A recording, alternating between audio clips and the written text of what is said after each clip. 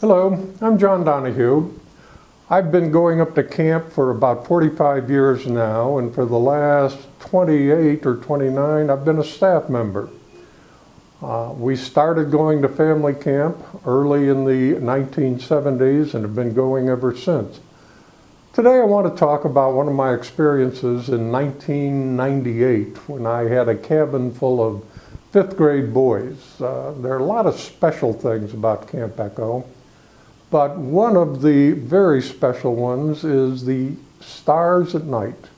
The evening sky at Echo does not have any city light pollution, and it's just a fabulous time to go out and see stars you never see around here in the city.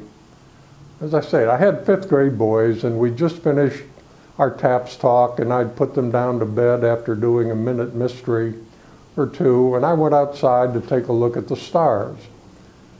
They were absolutely fantastic. It was a new moon. There was no other light pollution in the sky, nothing much from the moon at all.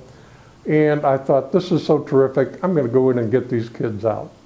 You know, kids love to stay up after TAPS. So of the 11 boys in the cabin, I think it was 11, 10 of them wanted to go out. One insisted he didn't want to see any stars, and so he stayed in bed.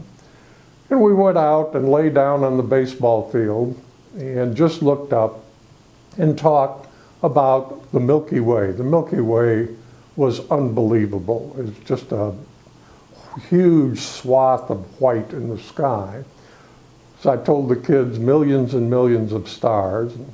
And we talked about the constellations, those that are visible in the summer. We did Cassiopeia and the Big Dipper and the Little Dipper, and how to find north with the pointer stars, and how you can tell time at night by the stars, and talked about some of the other constellations and how you could find, follow the arc of the Big Dipper to Arcturus and speed on down to Spica. And then we talked about satellites.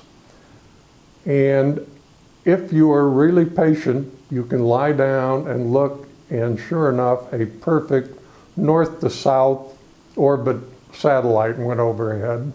And the kids were impressed by that. Then August is the time of the Perseids meteor shower, and it was just a few days after the peak of that. So we started looking for meteors. We quartered, looked at all different parts of the sky.